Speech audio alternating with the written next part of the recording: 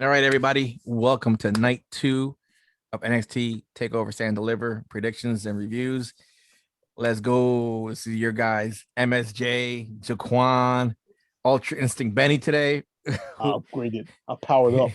Powered up at Raccoon City, and me, Paulinho. Let's go. All right. If you haven't heard night 1 already done, go back and check it out. And here's night 2 because there's a couple matches, a couple of things that we have that went there that will actually come into play in this one.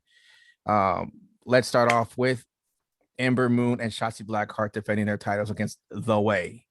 Benny, how do you see this one?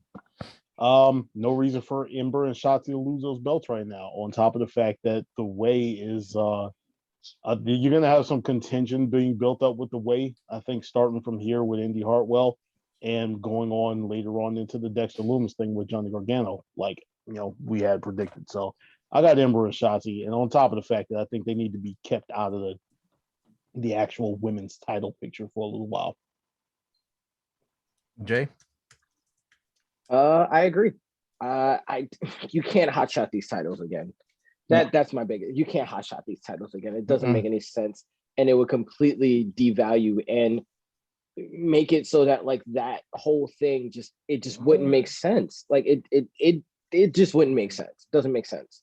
Not to mention, like you said, keeping Shotzi. I get Ember, but more important, keeping Shotzi away from the women's title is pivotal right now because she's your most established babyface that you have on the roster, period.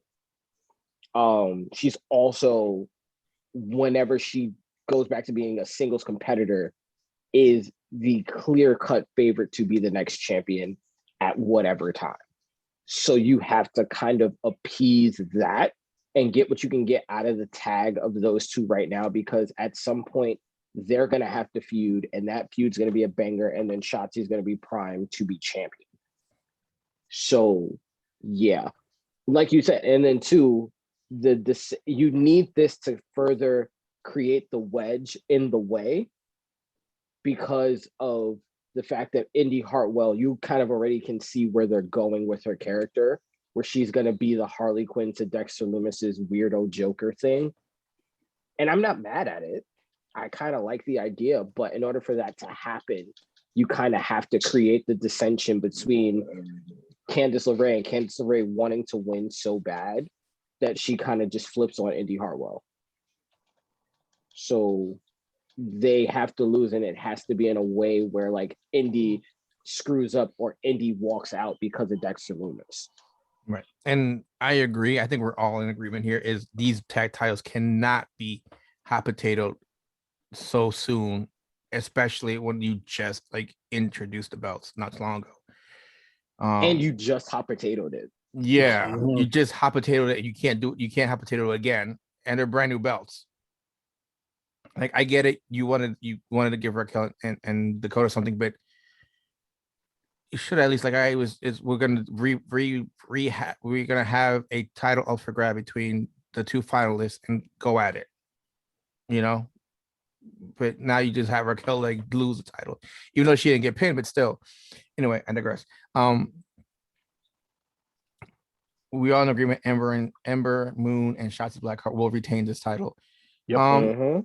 The way I'm not sure what's gonna happen with them. There's so much that can happen. So that's a storyline that's interesting, and I like it because I can't put my finger on what they're doing next. And I like that. It's unpredictable. It keeps you there. So we'll see what happens with that. And I don't know what's going to happen with the Candice LeRae and this girl. On to the next one, the one I think Benny's been waiting for. Adam Cole and his boy Kyle O'Reilly. In an unsanctioned match. Benny? Okay.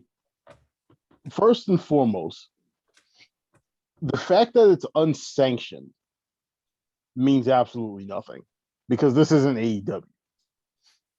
If this was AEW, I would be 1,000% on board with the fact that Kyle O'Reilly was going to win. All right.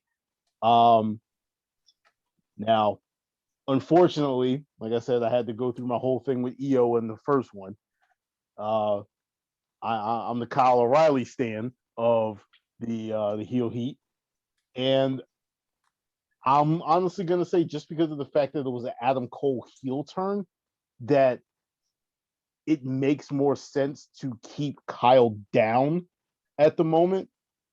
If you had Kyle turn heel, then I would have been like, all right, that means that Kyle is being lined up for something big, and you need to start building him towards whatever it is that you're building him towards. All right. But in this situation, I think that like you're putting it in a, you're basically setting it up for Adam Cole to be the goal for O'Reilly to overcome, and I don't think that he can overcome him in their first official match. So I'm gonna have to go Adam Cole on this one, even though I'm gonna be sitting here, cheering like a madman for Kyle O'Reilly to pull this one out. Okay. I'm actually going to disagree there. I agree with your logic, but I disagree with your outcome because during the press conference, you actually kind of saw Kyle turn really extra face and explicitly saying like, why do we have to hide behind things? Why do we have to do this? So I could see, because it is an unsanctioned match, there is no disqualification, there's none of that element to it. I think that whoever Roderick Strong decides to back is going to be the winner of this match. Not to say that he's going to be paired with them, but he's going to. The simple fact that he walked out before the Battle Royal tells me that he's not done with the storyline yet.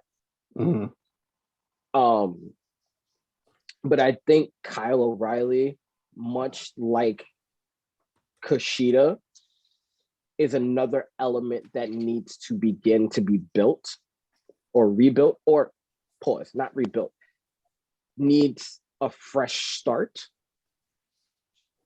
because with the element of what's to come later, Kyle is already in prime position to challenge for something bigger. And in order to do that, he has to win this match. Okay. So you got Kyle? Yes. I agree with Benny that this is going to be a feud that's gonna keep both of these guys away from any title contention for a bit. And I agree where Adam's gonna win this because of the fact you can't have Kyle win this one and then it be over. That's the mistake they made with the Randy Orton and Edge feud. They had Edge win. And I'm just like, I don't want to see a third one. Why do I want to see a third match when this guy he won first two already? So I believe Adam wins this one, Kyle takes the next one, and then the third one is depending on where they want to go with them. The one that goes there. So I agree with Benny. I think you guys think it's a trilogy, and I don't think it's a trilogy. I think it's a one-off. That's just my I think it's a one-off. I think it's a trilogy. I'm looking at a trilogy because you have to think of it this way. You have Roderick Strong, not sure what he wants to do. Then you have Bobby Fish that's sitting on the sidelines, is hurt, who has to come back, who's also a member of this Undisputed Era. And we have to figure out what he's going to do. What's his story? Where's his stance on all of this? I'm more basing it less on the whole Undisputed Era thing and more on the elements that are in play for later in the night. Because I'm looking at the field and there isn't much there. And I agree with you. You catch my drift. And I agree with you. If you catch where I'm going with this. I know where you're going, and we'll get back to that once we get to that one. Because there's a lot that needs to be said about that one. So me and Benny both agree as Adam Cole because we believe this could be a trilogy. Yeah, I just believe it's going to be a longer feud. I don't think you can one-shot this. No, especially I don't think so. But just because of who it is, because this was UE. Yep. And UE has been so integral to NXT over the last few years. UE is like their four horsemen. I don't think you can just one match this and have it be over. Yeah, it would do it a disservice, a complete disservice to it. So I believe it has to be a trilogy. If it does anything lower than that, I need to know why. I need to know how you're gonna do it and why. And I'll keep an eye. Again, I'll say this. Remember how you said that the LA Knight situation where it's a prolonged come up, it's a prolonged FU. I think that this, for what it is right now, is a one-off. I'm not saying that the trilogy won't happen. I'm saying that they're not going to pull the trilogy now because of the field. And well, I'm just looking at the field. Yeah, and I'll get to you on that one too. I'll tell you why. Okay. Yeah. Okay. So the next one is Johnny Gargano versus the Gauntlet winners. So if you didn't hear the night one review predictions, so both Benny and Jay have Dexter Lumis winning the Gauntlet match. I have LA Knight winning the Gauntlet match. So for both Benny and Jay is Johnny Gargano versus Dexter Lumis. Benny, who do you have in that match? Lumis, and I don't need to go into it. I just have Lumis. Jay? I also have Lumis, and I think the result of the women's tag match plays heavily into this because the way hasn't been around for too long, but I also don't think that the way serves Indi Hartwell the same way it does Austin Theory, and that they may have other plans for Indi Hartwell going forward because they want to humanize almost Dexter Lumis but not having him act any differently. Like you can see kind of when he was the host for what the hell was he the host for? It was the weird pay-per-view, the weird takeover that they had. The Halloween? Where he was like, no, Shotzi was the host for the Halloween one. I don't remember him being a host at the moment right now. He was a host. I remember that because that's when they were making all those weird cartoon drawings or whatever. And they tried to like make him out to be like an artist.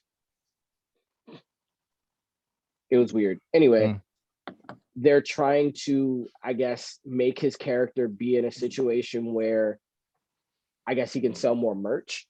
I don't know what they're doing with him, but they're not doing the whole dark, decrepit, they're not doing the whole dark character thing. They're kind of making it more of a he's human, but he's doing everything based on his facial expressions and whatnot. So I think that Indi Hartwell, I think that Dexter Lumis not only wins the title, but Indi Hartwell flips on the way. Interesting. And I had LA Knight winning the Gauntlet match. And the way I have it was because LA Knight cost Bronson Reed his shot on that Gauntlet match. Bronson Reed's going to come over in night 2 and cause LA Knight the title. And while they break up in a fight between LA Knight and Bronson Reed, Dexter Lumis shows up. And Johnny Gargano and Dexter Lumis get into it as well, too. Continuing their feud. That's the way I look at it. So for me, Johnny Gargano retains. Keep it at that one. And there's also another way for the split with Indi Hartwell to continue as well, like you're saying, Jay, in this way, without having the match. Like I see this one being a little longer because as much as Dexter Lumis is going to win this belt sooner or later, I just don't see it happening now. I just see them extend it just a little longer. Because I think what happens is you have to remember, I don't think Gargano is going to go up anytime soon. And I think that Lumis is going to go anytime soon. And this is an intriguing one. Gargano's going up anytime at all. He might not. Yeah, I don't think Gargano's going up. Period. I don't know. I know Ciampa's not going up at all. He said he doesn't want to travel, and that's why he likes NXT. So that's why I have Gargano retaining pretty much at the end of the day. And then the next one is our 205 what's that called? 205 title merge. We had the interim champion unification. I don't know why you're saying 205. It's a cruiserweight unification match. Yeah. Jordan Devlin and Santos Escobar. Jordan Devlin was the champion and Santos Escobar was the interim champion. I like this match and I like the way it's going to go. And from night 1, like I said before, like another show, I have Legado and Fantasma winning the tag team titles. And because of that, I have Santos Escobar actually winning this match as well and have them running around with all 3 titles together to give them much of a boost up to their little faction, especially after what happened with Karrion Kross. That didn't help at all. That made no sense, and it didn't help. And this faction is just standing there, not doing much. So if they hold these belts, all 3 of these, I think it'll elevate them a little more.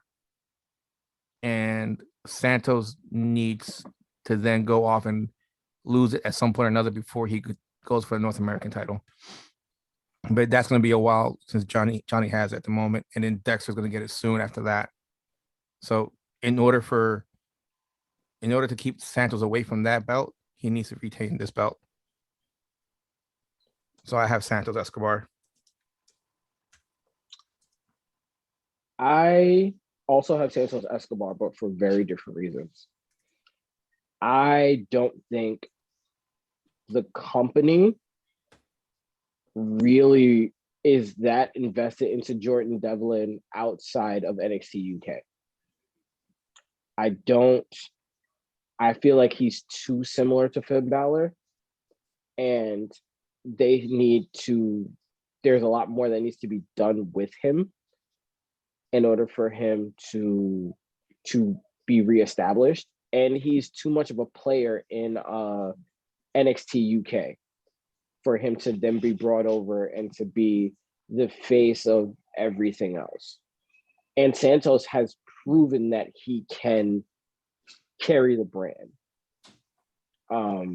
So even though I don't have Legado del Fantasma actually winning the tag team titles, that's not to say that they won't ever win it. I just look at it that now isn't the time. And I think that Santos standing tall in a great bout does a lot more for the brand, because a lot of people who even follow the brand know Santos a lot more than they do Jordan Devlin, because Jordan Devlin isn't that established outside of NXT UK. Betty? So it's more go with the horse you know and the horse you don't know. We are all in agreement. I have Santos Escobar as well. My reasoning, though, is the fact that I don't think Jordan Devlin was actually supposed to hold this title for long to begin with. No. I think COVID threw a real monkey wrench into what they were planning on doing, and this is their way of basically setting things 100% right in on the path that they wanted them on in the first place. So I got Escobar actually winning, and Devlin going back to NXT UK and doing things out there. I mean, he's got a Heritage Cup he can go after. So yeah, and now we're left with the main event, and the one I think we're in agreement with. Will take a lot to talk about most of the show. Finn Balor versus Karrion Kross. And this is where a lot of things are going to be taking place, and where there's a lot for us talking about, especially when we say the landscape is not looking so good. Jay, you want to start it off?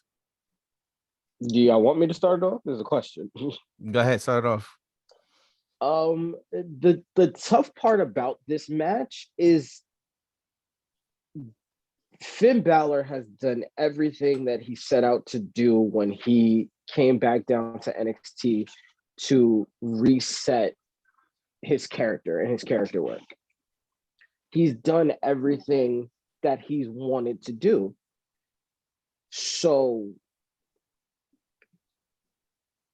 to have him win against Karrion Kross kind of puts a pigeonhole on the rest of the NXT men's division, because now he's beaten everybody.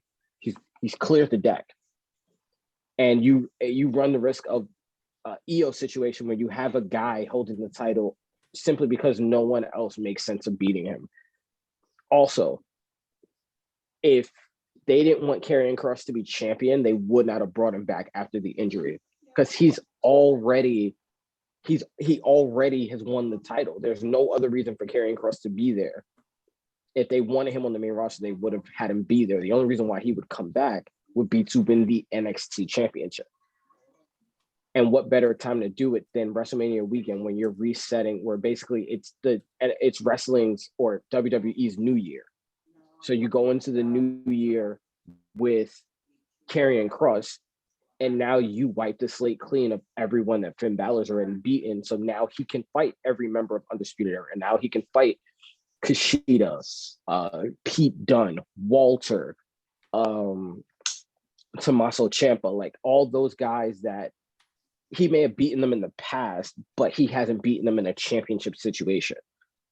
So in order to simply reset your clock and to reset your roster to actually be competitive again, Karrion Kross obviously needs to win this.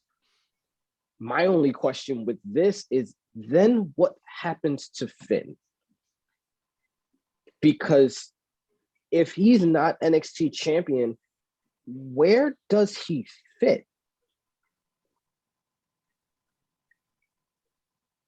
Because the reality, unfortunately, for Finn Balor is Vince doesn't see him as a world champion. Trips does. Vince doesn't. So if he loses this title, where does that put him? My guess is it puts him in limbo along with Tommaso and Johnny. Or you bring him back, but bring him back to what? To where?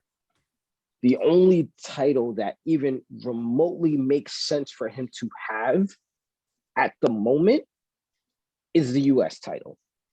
It's the only one that would conceivably make sense to me. He's already had the Intercontinental title, and that title is kind of going to be wrapped up at least until Money in the Bank. If they decide to go the route that I think that they're going, I mean, he could come back at the Money in the Bank and be a Money in the Bank contestant. That would actually make a lot of sense for his character. But then that puts you in a bind because you already know what champion he's going to go after, whether it be Bobby or whether it be Drew. And if he goes after them, if he's going after them as the Prince, how can you justify not putting the title back on him after he never had a chance to be world champion? So you book yourself into a corner in that situation because it also doesn't make sense for him to beat either one of those guys. So that's the trouble with this match is it's not that Karrion Kross should not under any circumstance lose this match. It's the matter of now, what do you do with Finn Balor? Because the answer is you can't do anything with them because anything you do with them after this match, outside of him winning, almost demotes him in a way. Because there really is no blood feud. You didn't put him in Undisputed Era, so there's no that. You're not going to put him and try to reestablish the Bullet Club. There's no that. You can't put him back to the main roster because all the titles are tied up. And if you don't do that, then you put him in catering. You can't put him on a 205 title because that's the major demotion. So what do you do with him? Loki, I'd love to have him reestablish some sort of club type faction with some of the guys in the back that aren't doing anything. I'd love to see it, but I don't see it happening. I would love for him, and you know who I'm going for. I would love for him, Ricochet, and you pick your poison. Him, Ricochet, Mojo, Slap Titties, and T-Bar, and all those guys to have a faction and actually have a real shot to do something. But I don't see it happening. And we've seen that the main roster doesn't know how to write for Finn Balor. So what do you do with him? And that being said, I am going to say my prediction is still Karrion Kross because it doesn't make sense to bring him back for him to lose and then bring him up to the main roster. You know what I'm saying? Like, at least have it be a situation where he wins the title and then maybe Finn wins it back later and then Karrion moves on. Maybe that's how you book it. and you have Finn chase for a little bit the way he was chasing before. But I mean, then it's like, okay, then what have we added to this? Like, what have we done to make the division better? And it's nothing in reality. So this match is tough to me. But I will say this is another one that has match of the year written all over it, if done right. That's all I got to say. Penny? This I was gonna say something similar to what Jay said. This is really gonna come down to two things. One, as Jay said, is Bálor. Are they planning on bringing Bálor back up to the main roster? Is he open to going back to the main roster? And when he goes back to the main roster, if in this hypothetical situation, are they actually going to do anything with him? The other thing is, how close is Karrion Kross to the main roster? Because we keep saying it every time we bring his name up. The original plan was never for him to be down in NXT for long.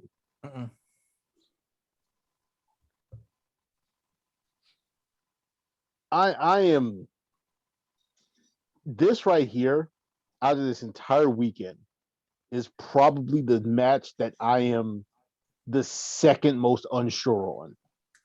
Mm-hmm. The first one being the Universal title match. I am honestly not sure where they are planning on going with this one, just because of the fact that there are so many questions about what happens afterwards. I do think they go back to the guy that never lost the title. He had to give it up, though. That's probably the one that makes more sense to me. Because, as you said, what would be the point of bringing him back just to beat him? Unless you want to try and spin the story of Kross never lost the title and Balor's title win is quote unquote invalid because of the fact that he never beat the actual champion for it. And in order to validate Finn Bálor as NXT champion, he has to beat Karrion Kross, and then Kross goes to the Raw or SmackDown or wherever. But I don't see that. That's way too convoluted, and that's way too not NXT. So, and I swear to God, we just had this. Did we not have this conversation in the chat where Paul said we got an opportunity to catch up with Jay, and us the chances are we're gonna have the same picks? Yeah, Kross. Oh, but also there's the added element of when I spoke about the field with Kyle O'Reilly and all those guys before, with Finn Bálor, he's already beaten just about everybody that would be a viable challenger. So at least with Karrion Kross, you either can flip the title back on Bálor or you can crown a new champion. And that's why I say Kyle O'Reilly makes sense, because at least if you put it on Kyle, now you put that feud at the forefront of everything. And the comeuppance happens, and the trilogy would happen when, that's why I said that match, the finish of that match is what's important to me, not who wins so much. Because if you have a finish that's like, I still think Kyle's going to win, but it's going to be a situation where you're like, huh? Like, yeah, he won, but it's a little close. It's like that Roman Reigns street fight with Kevin Owens, where it's like, that's not really a win. But then at that point, if you then flip the title on Kyle, not only does it make Kyle the guy, and it gives you physically a champion who can face all challengers. Because with Karrion Kross, because he is so big and he's quite literally next to like Bronson Reed, probably the biggest dude there aren't a lot of guys that can feasibly beat him. And which means you can't do much with Pete Dunne. You can't do much with Kushida. You can't do much with a lot of the guys coming down the pipeline.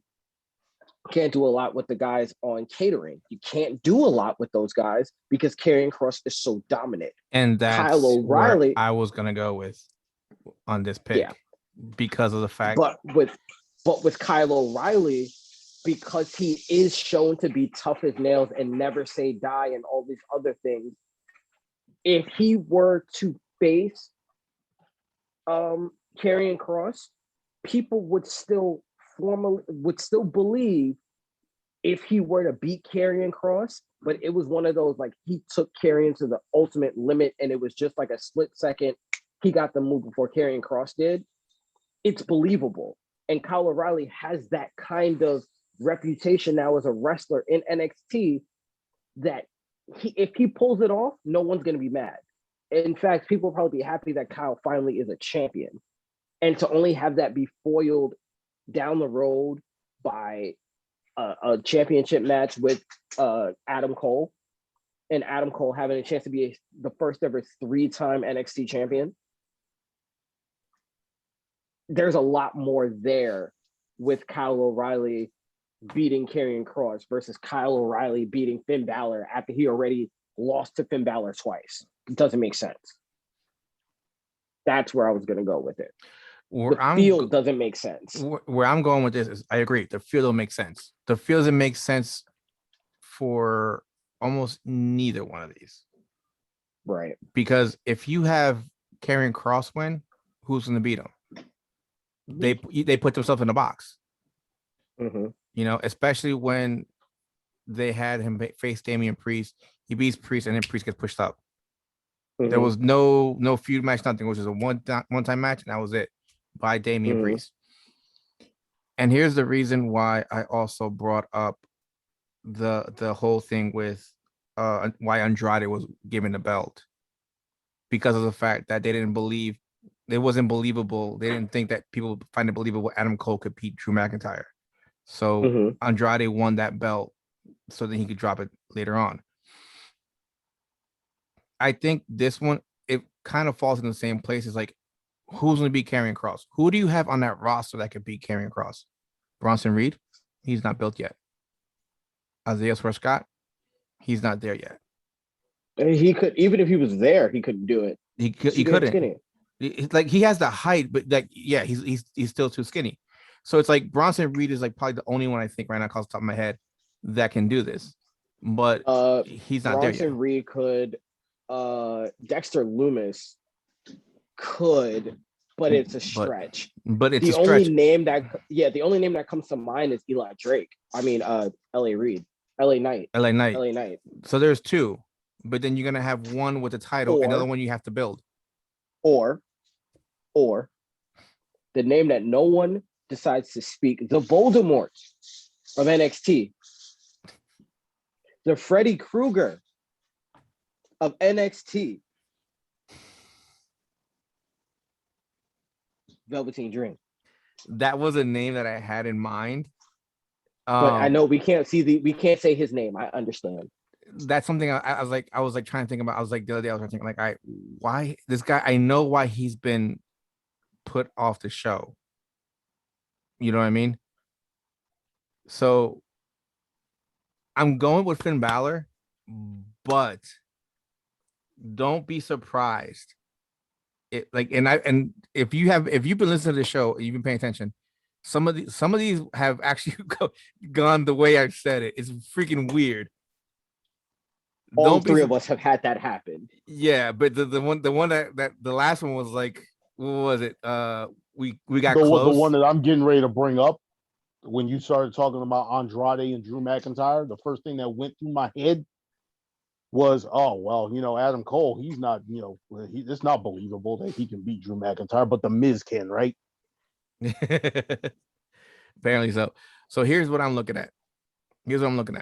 If Finn Balor does lose, if Karrion Kross does win this, Velveteen Dream comes in and does something at the end of the match to impose himself into a feud with Karrion Kross. Does he win this? I don't know. I think it's a I think way you could spin it either way. I think You could. either guy wins. You could do it because he's never faced any one of those guys, and he's the one guy with the requisite size, experience, ability. and repertoire ability to take both guys to their limits and to make both guys look good and still believably win. Because again, the last person he lost to was Adam Cole in that whatever that match was. Right. We're not going to talk about it. Because here's the thing. Here's why I look at it. And this is why I pick Finn. Part of it is because if you have Karrion Kross win, who's next? Who is next? Like I was saying, that's believable that you can actually see him lose against. You almost don't have that person there. I still say it's Kyle O'Reilly, personally. I just I can't see it. Like I understand you, but I just can't. It comes down to that Adam Cole thing. He's not that much bigger than Adam Cole. Now, the way I see it is they have Karrion Kross lose this match and they bring him right back up to the roster. How they were supposed to, right after Mania. And again, then if that's it works the case, out. then no, it doesn't. Because whatever luster you had on him, whatever shine you had on him is gone. It's gone if he loses this match. I think in the case of Karrion Kross, you have to treat him the way you treated Asuka when she was in NXT. Where it is, I honestly think that Kross, when they do call him up, he needs to go up undefeated. And if he goes up with a loss, it has to be something like he lost a match where his shoulders weren't on the mat, or he wasn't tapping a triple threat match. I got one better for you. His whole point was to when the whole TikTok thing was my time is coming, right? His whole thing could have just been like, I only came back to win the title that I never lost. Now that I've done that, I don't need to be here anymore. And he relinquishes the title and leaves. So would I. That'd be the dumbest thing. No, I would hate it, but it's the only way I think that you protect that luster. Yeah, but then at that point, you also screw in Finn Balor because you have Finn Balor lose, and then Karrion just relinquishes the belt. So why even have Karrion Kross for this? Should just shot him up to the main roster at that point. I think because of the simple fact that makes sense is if you're calling both of them up. I don't think Finn's going up at all back up. I think he's going to be an NXT person now. I don't think he's going back to the main roster. See, no matter what. Then that's the thing too. If you're going to do that, then you can literally just say, I beat the baddest man in NXT. Now there's no reason for me to stay here. Because he already beat, if that's the case, and Finn Balor is that dude and he's going to stay in NXT, who do you beat after that? After Finn's beat everybody? Who do you fight after that? There's no one to fight. So why not relinquish the title? Let me spin it in a way that it would actually make some kind of sense. Let's just say, for argument's sake, you kayfabe Vince coming to NXT saying he wants him. Once who? Finn or Karrion? Karrion Kross. Karrion Kross. Or you see him talking to Paul Heyman or something like that. Somebody on main roster WWE that actually holds some kind of power. Adam Pearce. Man, get out of here. No, you can't bring Adam Pearce back to NXT after what not after that. Oh, that's right. I keep forgetting that you can't do that. I could see Shane doing it though. Yeah. Shane would make sense. Like you said, Vince, Shane, but it would have to be someone where like they don't go to William Regal, they go to Triple H. As much as I'm enjoying time on the TV without her, Stephanie could pull it off. Oh, Stephanie would be the perfect person to pull it off. Uh-huh. She would be the perfect person because at that point, she literally takes all the heat and then disappears. If you're going to do that. It's so Stephanie that it's like, you know what? If you're going to do that, have her talk to Scarlett then. Yeah, that actually would make a lot of sense. Mm-hmm. If you're going to do that, have her talk to Scarlett. for me personally, I want to see Scarlett wrestle because I know Scarlett can wrestle. And that's the only thing about this NXT run that I haven't liked is I know Scarlett can go. And Scarlett's not been in the women's division at all because I thought that when they came over, he would win the men's title and she would go after the women's title. And she wouldn't just be a valet. But that's my only like gripe with it. But I do like that idea of literally an authority figure saying like, nah, we want him for, or even actually, crazy idea, crazy thought. How about instead of that authority figure, you have MVP come down? Mm-mm. Because they just went with this whole storyline of we need somebody to get Drew McIntyre. Why not literally come and get a hitman? It's too late for that. You're kind of too close. It's too late for that. The only way you can do it is if Karrion loses on Thursday, and it shows up on Friday or whenever they have their match or before their match. Come out, Benny. Have you seen your cousin? Have you checked your cousin? Yeah. What's wrong with him? Or Joe B. Smooth, as I should call him. Oh Lord. Yeah, check this nigga. Sorry, that just threw me off. This guy. Was it on Facebook or in the room? No, it's on Facebook. Oh. Or Instagram. I don't know which one he's posting on at this point. Probably on Facebook. Probably. What, his story? Yeah. I did it for The Rock. I did it for The Rock. The hell? This dude. I don't know, man. Mr. Sportsmark looking like Fanny Pack The Rock. Would you check the Mr. 98% looking like Fanny Pack Rock? Would you look at that? Anyway, that's the hardest part about this match, though. And that's my thing, is because it's kind of the Seth Rollins versus the Fiend in the Hell in a Cell match situation. Like, this has been an inevitability, and they've both been on a crash course for each other. And in normal circumstances, obviously Finn would lose at this point. But it's just, what do you do with Finn after? Like, how you've done so much great work on building this new and physically imposing, no matter what my size is, I'm the baddest champion around type of persona for Finn.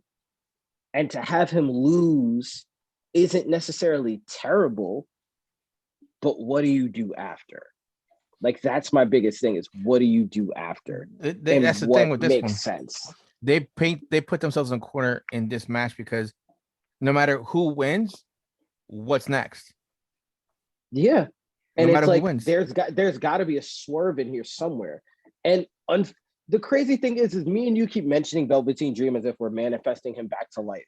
But the reality is we don't know. The last thing Triple H said is that he needs to mature a lot. Last one in his personal life. Yeah, last one I saw was he had some injuries. He was like kind of like attending to. And that was probably over a year ago. Because the Adam Cole match, the last time we saw him was the first NXT TakeOver after the pandemic hit. So he's been out for about a year now with no traces, no nothing, no social media, no nothing. After what happened with him, he can't be on social media. Yeah, probably not. But again, to me anyway, he's the missing element from this main event scene. Yeah, he brought something to this main event scene where he was kind of the glue, where like if you needed a guy, he was the guy. Yeah, like he was a type that he didn't need a belt. He didn't need a belt. No, he never needed a belt, but you always knew that he would make a great NXT champion. Like his NXT, his North American title reign, one of the better title reigns in NXT history. Mm-hmm. But like, you always knew that it's like, yo, if he's not NXT champion, he has to go to the main roster and immediately be a champion. Just because of how much he brought from a character standpoint. Right. Like, he was like The Rock in Austin, where it's like, he wasn't the greatest wrestler of all time. He wasn't the greatest technician. He wasn't any of that. But he was a fantastic character. Mm-hmm. So he had the size and the skill and the ability to sell for big guys, small guys, medium-sized guys. Like, yeah. he never felt like he was too big or too small to wrestle anyone. And he could always carry a feud from a promo standpoint. Like, again, his feud with Ricochet still is one of my favorite feuds in the last 5 years. It's one of the best. His feud with Aleister Black, the whole say my name thing was just so freaking good. And like, I'm just like, yo, take that element. I wanted him to do that with The Miz. Like, I wanted to see him and The Miz in a feud. Like, he gave you so much hope because he was so versatile. And I get it. Everybody has this whole thing with, well, he was accused of this and blah, blah, blah, blah, blah. And the kid was 24 years old and y'all treating him like he's a 40-year-old man. I get it.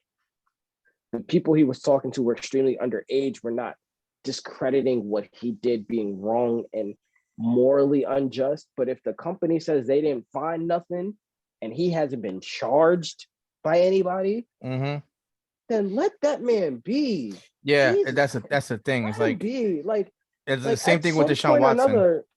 Yeah, it's like, listen, the authorities are not getting involved in an actual criminal offense. So obviously somebody didn't find something. And it's not like they would cover it up because Velveteen Dream's black. So you'd know they would try to railroad him if he was actually guilty. Yep. So I'm looking at it like, yo, so he's obviously probably said some things and done some things in poor taste. But the fact of the matter is, yeah, but who hasn't at 24 years old? The fact of the matter is, this main event scene and this company, in a lot of ways, needs Velveteen Dream now more than ever. Because they can try and do what they want to do with Dexter Lumis, but Dexter Lumis is not Velveteen Dream. He's just not. You saw what they did to Aleister Black. Aleister Black is not Velveteen Dream. No. He brings something special. He has that it. Yeah, we always say he did. We always say he did. He has that it. Yeah. And that extra oomph is what this needs right now. You know, if anything, bring him back as a heel. I don't care if he comes back as a heel. Everyone can then boo him. If he has this much heat around the world and people don't like him, make him the ultimate heel. And that's fine. But he needs to be brought back into the fold. Yeah, he has to be. Because there's no ifs, ands, or buts. Like, at this point now, it's a necessity. He has to be brought back into the fold. Yeah, and the thing is, my problem is with this is you have Karrion Kross destroy Santos Escobar, completely destroy him, and then now he's fighting Finn Balor for a belt that he never lost. He had to relinquish, and that's fine. I get that. That's cool. I get it. But what do you go after that? How do you continue? How do you continue? Where do you go? Not nobody's built enough to beat him yet. You know, I mean, if you have Kyle O'Reilly there, you have to build that up, and then who knows when the next takeover event is, unless you're gonna have that one go over on TV. And then too, I mean, think about it. it You mean to tell could. me you don't want to see Scarlett doing her whole thing in Velveteen Dream, literally when she's saying, fall and pray, Velveteen literally coming out of the smoke in a praying symbol like this. Oh, I can't even imagine the promos those two would have. Like incredible. Yeah. Oh, I'm just like the stuff that he can come out with to mess with them is be crazy. But here's the thing: is Karrion Kross. What was my train of thought now? If you have Kyle O'Reilly face Karrion Kross, right? Mm-hmm. When is he gonna lose it on TV? The only one I can see makes sense is when they switch over to Tuesday. Because it's a new night and you want the ratings, you want people to see. It's too early. Yeah, but it's it is too early. The switch is coming next week. I know. Yeah, I know, but that's what I'm saying. They're really painted into a corner. Which is why I'm saying the only thing that would make sense where you protect everyone involved outside of the title would be to relinquish it. No, I see Karrion not winning this one and giving it to Finn, and then because you can have other people come in and fight Finn and have it believable that Finn can lose the match. Who that he hasn't already fought? There's nobody there. What, Eli Drake? You're gonna have him fight Johnny Gargano? That's the only other guy. Austin Theory? Who? It's the same on both of them, but the thing is, like I'm saying though, is like it's more believable for him to lose to anybody you've just named. Can you believe Karrion Kross? Can you believe Karrion Kross losing to Adam Cole? Yes. Karrion Kross could yes, lose to Adam Cole. Because we've seen Adam Cole be a dominant champion. We've seen Adam Cole face all comers. We've seen Adam Cole go to the main roster and lay roster talent out. What big person has Adam Cole beaten on NXT? They've never had a big guy for him to face. Exactly why the only big guy they've ever had him face was Keith Lee. Right. And remember, like I said, the only reason they had Andrade win the belt was because they said they couldn't see him beating Drew McIntyre. Again, I get that concept, but again, you're using that logic to sacrifice their biggest talent right now. You really think Vince is going to sit up there and let his prize mule or Triple H let his prize mule lose to Finn Bálor and then get called up and expect anyone to take him seriously?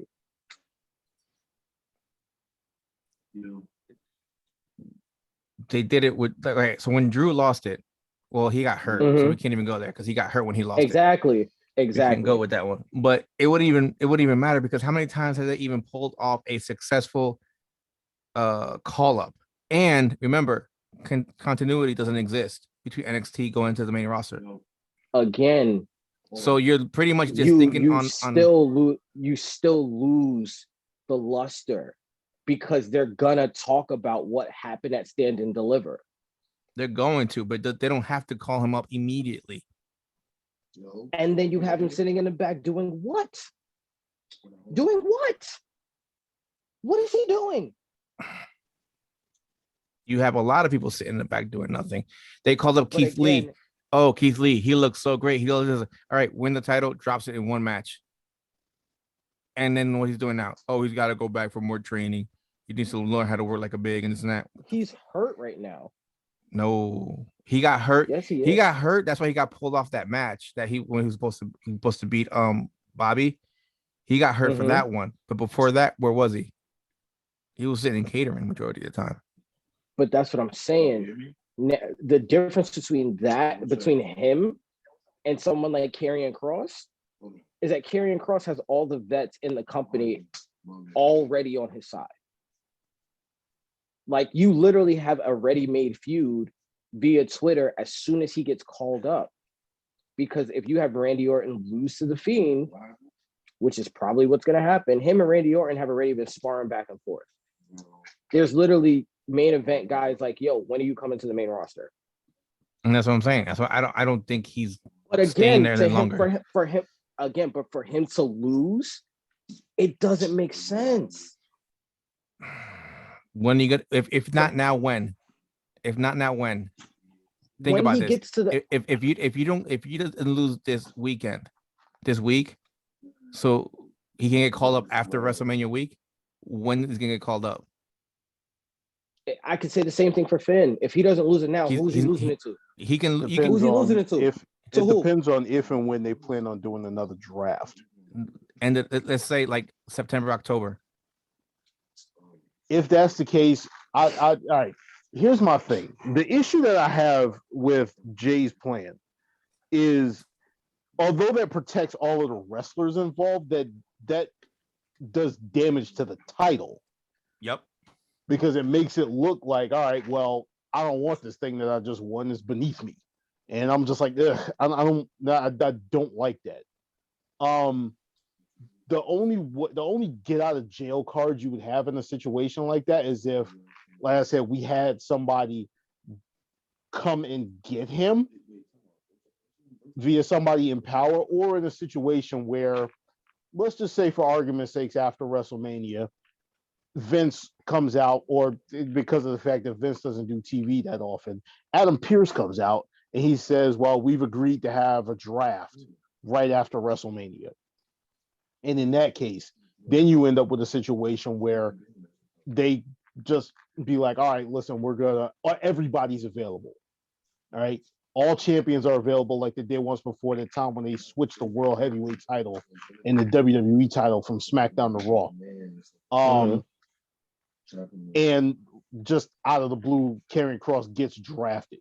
And they say, all right, well, we have to strip you of the title because of the fact that you've been pulled off of NXT and this title has to be here. That way I could see them getting away with that one, because I get where both of y'all are coming from. It's just a matter of NXT treats its titles a lot better than WWE does. Mm-hmm. I could see that happening on the main roster. Granted. I don't see that happening in NXT. So I'm just like, this right here, as far as NXT goes, is possibly the ultimate no-win situation where you sacrifice. Everybody loses. Yeah, you may just have to sacrifice, a guy like Bálor who isn't going to be moving up if, everything that I've heard is actually true. You may just have to sacrifice Bálor, just being kind of sort of directionless for a time being. Unless you want to go. That's the only other, that's the only other solution to this, is that he pulls a Tommaso Ciampa and loses and then disappears. Right. Unless you want to go the route like this. And although, like I said, this does speak to me headcanon and fantasy book in the situation. Let's just say, for argument's sake, what me and Paul were saying actually goes down. Cole beats O'Reilly. All right. And then that feud goes on. You end up having a trilogy that you end up with a situation where at the end of that trilogy, O'Reilly finally overcomes Adam Cole. And in the meantime, while all of this is going on, Bálor and what's his name are still going at it for this title. Whether you have it in a situation where the trilogy for Cole and O'Reilly goes through a couple of takeovers, or you have it in a situation where, just for argument's sake, they have one of those matches on a special NXT episode like they have been doing recently, where they put on a pay-per-view quality NXT event on regular network television. So, like I said, those are the only ways that I really see this thing going out, man. Because, like I said, this is like the ultimate no-win situation for them. This one's really tough. This one's tough. Yeah, they put I'm not themselves changing in my pick though. they put themselves in the corner. I still think it's gonna be Kross, but yeah, again, like the only WWE way to get out of this is that Bálor retains, Bálor wins, Kross wins, but it's interference, and then it's technically a no contest.